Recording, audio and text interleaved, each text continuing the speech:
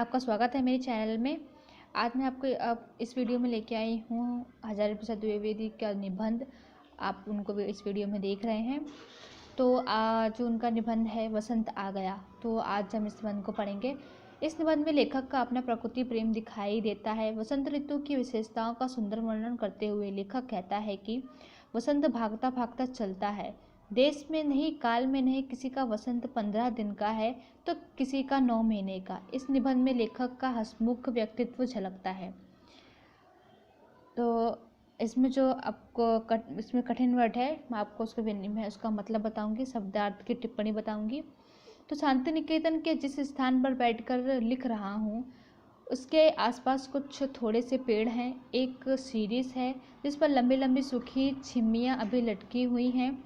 पत्ते कुछ झड़ गए हैं और कुछ झड़ने के रास्ते में हैं। जरा सी हवा चली कि खड़खड़ा कर झूम उठते हैं। एक नीम है, जवान है मगर कुछ अत्यंत छोटी। किसलई काँव मतलब नन्ही पत्तियाँ के सिवा उमंग का कोई चिन्ह उसमें भी नहीं है। फिर भी यह बुरा मालूम नहीं होता। में से भीगी हैं और आशा तो है ही। 2 कृष्ण चूड़ाएँ हैं। स्वर्गीय कविवर रविंद्रनाथ के हाथ से लगी वृक्षावली मतलब वृक्षों की पंक्ति में ये आखिरी है। इन्हें अभी शिशु ही कहना चाहिए। फूल तो इनमें अभी आए नहीं पर वे अभी नादान हैं। भरे फागुन में इस प्रकार खड़ी है मानो आषाढ़ ही हो। नील मसृण मतलब मुलायम पत्तियां और सूजयंग मतलब सुई की नोक शिखांत।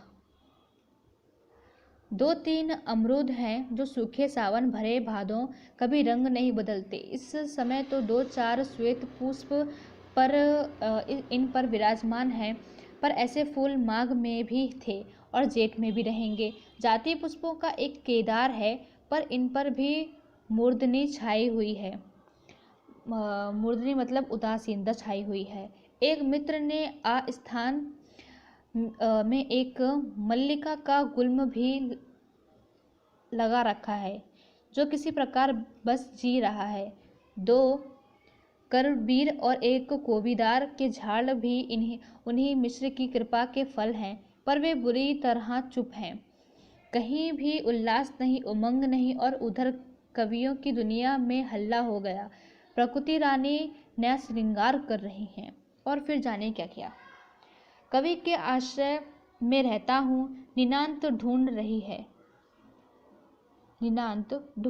है पर भाग्य प्रसन्न ना हो तो कोई क्या करे। 2 कांचनार वृक्ष इन हिंदी भवन में हैं, एक ठीक मेरे दरवाजे पर और दूसरा मेरे पड़ोसी के। भाग्य की विडंबना देखिए, विडंबना मतलब मजाक, कि दोनों एक ही दिन में लगाए गए हैं। मेरा वाला ज़्यादा स्वस्थ और सबल है, पड़ोसी वाला कमज़ोर मरियल। परंतु इसमें फूल नहीं आए और वह कमबख्त कंधे पर से फूल पड़ा है। मरियल सा पेड़ है पर क्या मजाल है कि आप उसमें फूल के सिवा और कुछ देखें। पत्ते हैं ही नहीं और टहनियाँ फूलों से ढक गई हैं। मैं रोज़ देखता हूँ कि हमारे वाले मियाँ कितने अग्रसर हुए। कल 3 फूल निकले थे, उनमें दो तो एक संथाल बालिका तोड़ ले गई, एक रह गया था। मुझे कांचार फूल की ललाई बहुत भाती है। सबसे बड़ी बात यह है कि इन फूलों की पकौड़ियाँ भी बन सकती हैं, पर दुर्भाग्य देखिए कि इतना स्वस्थ पेड़ ऐसा सूना पड़ा हुआ है कि वह कमज़ोर दुबला लहक उठा है। कमज़ोरों से भावुकता ज़्यादा होती है। पढ़ता लिखता हूँ, यही पेशा है जो दुनिया के बारे में पोथियों के सहारे ही थोड़ा बहुत जानता हूँ। पढ़ा है हिंदुस्तान के जवानों में कोई उमंग नहीं है, इत्यादि इत्यादि। इधर देखता हूँ कि पेड़ पौधे और भी बुरे हैं। सारी दुनिया में हल्ला हो गया है कि वसंत आ गया, पर इन कमबख्तों को कोई खबर ही नहीं। कभी कभी सोचता हूँ कि इनके पास तक संदेशा पहुँचाने का क्या कोई साधन नहीं हो सकता। महुआ बदनाम है कि उसे सबके बाद वसंत का अनुभव होता है, पर जामुन और कौन अच्छी है, वह तो और भी बाद में फूलती है। और कालिदास का लाडला यह कर्णिकार। आप जेठ में मौज में आते हैं। मुझे ऐसा लगता है कि वसंत भागता भागता चलता है, देश में नहीं काल में। किसी का वसंत 15 दिन का है तो किसी का 9 महीने का। मौजी का अमरुद 12 महीना, इसके वसंत ही वसंत है। हिंदी भवन के सामने गंधराज पुष्पों की पात है।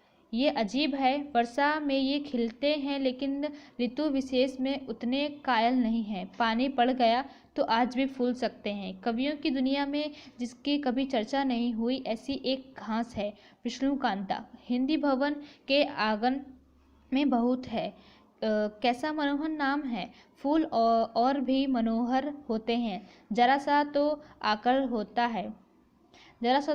होता है पर बलिहारी है उस नील मधुर रूप की। बादल की बात छोड़िए, जरा सी पूर्वैया बह गई तो इसका उल्लास देखिए। बरसात के समय तो इतनी खिलती है कि मत पूछिए। मैं सोचता हूँ कि इस नाचीज लता को संदेश कैसे पहुँचाता है। थोड़ी दूर तक वह पलाश ऐसा फूला हुआ है कि ईर्ष्या होती है, मगर उसे किसने बताया कि वसंत आ गया है। मैं थोड़ा थोड़ा समझता हूँ, वसंत आता नहीं, ले आया जाता है। जो चाहे और जब चाहे अपने पर ले आ सकता है। पर मरियल कांचनार ले आया है। अपने मोटेराम तैयारी कर रहे हैं और मैं प्रश्न चिन्ह। मुझे बुखार आ रहा है। यह भी नियति मतलब कुदरत का मजाक ही है। सारी दुनिया में शोर हो गया है कि वसंत आ रहा है और मेरे पास आया बुखार। अपने कांचनार की ओर देखता हूँ और सोचता हूँ, मेरी ही वजह से वो यह नहीं रुका है। तो ये निबंध यही समाप्त होता है।